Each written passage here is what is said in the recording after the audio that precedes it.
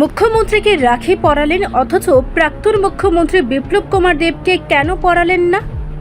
এই বিতর্ককে ঘিরে এক মহিলা বিজেপি কার্যকর্তাকে ঘরছাড়া করল প্রাক্তন বুথ সভাপতি। মানিক পক্ষ আর বিপ্লব পক্ষের বিবাদ এবার যেন একেবারে স্পষ্টভাবে উঠে এলো সামনে। বর্তমানে ত্রিপুরা রাজ্যের শাসনভার এমন একটি দলের হাতে ন্যস্ত, যেখানে গোষ্ঠী কোন্দলের জেরে খোদ দলের অন্দরেই ভাঙাচোরা অবস্থা।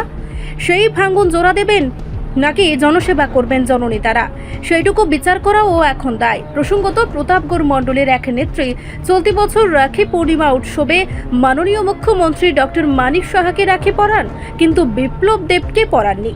কেন তিনি বিপ্লব দেবকে রাখি পরালেন না, সেই প্রশ্ন তুলে বিপ্লব জামানায় 13 প্রতাপগড়ের 42 নং ওয়ার্ডের 12 নং বুথের প্রাক্তন বুথ সভাপতি সহদেব দেবনাথ ওই মহিলাকে ফোন করে গালমন্দ করে, আর সেই কল রেকর্ডিং সামাজিক মাধ্যমে ছড়িয়ে দেয় সহদেব। এদিকে বর্তমান মণ্ডল সভাপতি স্বপ্না দেবের কৃপায় উক্ত মহিলা একটি অঙ্গনওয়াড়ি সেন্টারে যোগ দেওয়ার জন্য সুযোগ পায়। সেই থেকেই সহদেব দেবনাথ হিংসাত্মক ভাব প্রকাশ করে এই মহিলাকে নানাভাবে কালিমালিপ্ত করার চেষ্টা চালাচ্ছে বলেই অভিযোগ। এ নিয়ে উক্ত নেত্রীর বাড়িতে ছট ঝামেলার জেরে তাকে বাড়ি থেকে তাড়িয়ে দেয় তার স্বামী। বর্তমানে একটি সন্তানকে নিয়ে দাঁড়িয়ে ঘুরছেন ওই মহিলা। অন্যদিকে অপর সন্তান রয়েছে বাড়িতে। দুই গোষ্ঠীর রাজনৈতিক ক্লেশের জেরে বর্তমানে বিজেপি দলের কর্মীরা চরম ভোগান্তিতে। মুখ্যমন্ত্রীর দৃষ্টি আকর্ষণ করে এই সমস্যার সমাধান চেয়েছেন ওই নেত্রী। কালী পূজার দিন দুপুরবেলা আমার জোরে সেটা ফেসবুকের ঠিক আছে সোশ্যাল মিডিয়ার মধ্যে একটা ভয়েস রেকর্ড ছাড়ছিল আর কি।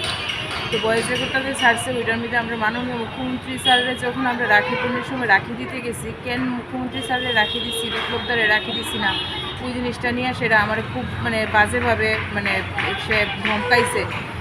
এবং ওইটার জেরে আজকে বিগত 7 দিন যাবৎ আমি আমার সংসারে অশান্তি এরকম চূড়ান্ত পর্যায়ে পৌঁছেছে। 7 দিন যাবৎ আমার ছোটো বাচ্চাটারে নিয়ে আমি বাড়ির বাইরে। আমি 2টা সন্তানের মা, একটা ছেলে আমার হলো মা ছাড়া ঘরের মধ্যে। দেখেন, আজকে দীর্ঘদিন ধরে আমি রাজনীতির সাথে জড়িত, দীর্ঘ 8 বছর 9 বছর যাবৎ। আজ কোনো দিন এরকম কালিমালিপ্ত হয়েছি না। আজকে সেই বাজে মানুষ, এবং সে খুবই খারাপ। সে পার্টিটার এরকমভাবে নষ্ট করতেছে। বিগত দিনে সে বুথ সভাপতি ছিল, এখন তার পদ নাই। সেই হিংসার জেরে সে অন্যরা কাজ করতে ডিস্টার্ব করতেছে। সে 13 প্রতাপগড় মণ্ডল 42 নং ওয়ার্ডের 12 নং বুথের প্রাক্তন বুথ সভাপতি সহদেব দেবনাথ। তার সাথে আমার কথোপকথন হয়েছে মিনিমাম 3 মাস আগে, যেমন শ্রাবণ মাসের প্রথম দিকে এরকম কথা হয়েছে। সে প্রথম অবস্থায় সে প্রত্যেকটা মহিলারই সে বিভ্রান্তকর কথাবার্তা কইতে তার ঠেকে না। তার চোখে নারীর আর কোনো সম্মানই নাই। সে আমার সাথে কথোপকথন করার পরে সেই বয়সটাকে বা কারোর কাছে দিচ্ছে, বা সে নিজেই পোস্ট করছে। এতদিন পরে এটা করার একটাই উদ্দেশ্য, আমি দেখেন আজকে দীর্ঘ 9 বছর যাবৎ রাজনীতির সাথে জড়িত। সেই সুবাদে আমরা যখন নতুন মণ্ডল সভাপতি হয়েছে স্বপ্না দাস, উনি অনুভূতিক্রমে এবং দলের সবাই সম্মতিক্রমেই 30 নং ওয়ার্ডে একটা অঙ্গনারী সেক্টর খালি হয়েছে। ওইখানে আমার কর্ম করার আমার একটা কর্মসংস্থানের ব্যবস্থা করছে। এখন পর্যন্ত আমি এটাতে জয়েন করছি না, জাস্ট ইন্টারভিউ হয়েছে। সে আমার ওই কর্মসংস্থানটা পাওয়ার করতে তার মধ্যে একটা হিংসা সৃষ্টি হয়েছে, যাতে সেও কাজ করে আমিও কাজ করি। হ্যাঁ, বউ ফিল্ডে আছে, তার ঘরে কেউ পাইছে না, আমি কেমনে পাইয়ে দিচ্ছি। ওইটার উপরে হিংসা করে সে এসে আমার জীবনটা একদম তছনছ করে দিচ্ছে। আমার সাথে সাথে আমার 2টা বাচ্চার জীবন শেষ। আমি মাননীয় মুখ্যমন্ত্রী স্যারের কাছে আমার একটাই অনুরোধ, এটার জন্য সুষ্ঠু বিচার হয়। দেখেন, মাননীয় মুখ্যমন্ত্রী স্যারেরও আমরা খুব ভালোবাসি। শ্রদ্ধেয় মুখ্যমন্ত্রী স্যার আমরা কাছে আমরা একটা আইডল, এবং বিপ্লব দেব আমরা মুক্তিদাতা, আর আমরা দুজনকেই শ্রদ্ধা করি, ভক্তি করি। মুখ্যমন্ত্রী স্যারের রাখি দেওয়াটা যদি আমার অপরাধ হয়, সেই অপরাধের শাস্তি কি আমার সহদেব দেবনাথ দিব? সে কে? আমার প্রশাসনের কাছে এবং আমার ঊর্ধ্বতনীয় যে আমার রাজনৈতিক নেতৃত্বরা আছে সবার কাছে আমার একটাই অনুরোধ, তার জন্য এই দুষ্কৃতিকর কাজের লেগে সে যেন তার উপযুক্ত শাস্তি পায়।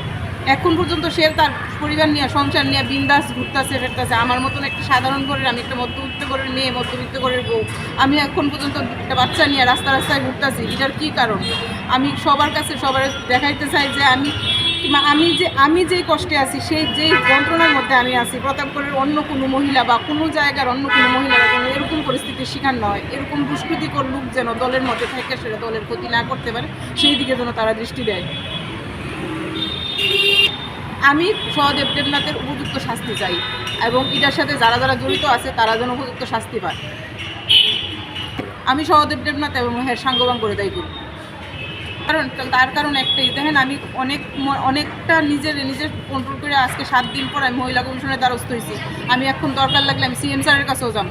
আমার সেই দরে যাওয়াটা তার লিগে যে কতটুকু ক্ষতি হইব এটা সে বুঝতে পারবো। সে যদি মনে করে যে ক্ষতি হয়ে বা আমার যদি জীবনও দিতে লাগে আমি এটার লিগে লড়াই করে যাবো। কারণ আমরা দেখেন দীর্ঘ 9 বছর যাবৎ রাজনীতিতে লড়াই করেই আইছি। আর আমার যে রাজনীতিতে কী ভূমিকা এটা প্রতাপগড়বাসী সব মোটামুটি সবাই জানে।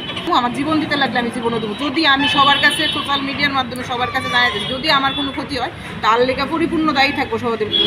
হ্যাঁ, সিএম স্যারের রাখি দেওয়ার কারণে সে আমার ধমকাইছে এবং আমার লিয়া কুরুচিকর মন্তব্য করে সেটা বাজে বাজে কথাটি সেই কইছে। মাননীয় মুখ্যমন্ত্রী ডক্টর মানিক সাহা কি করেছিলেন?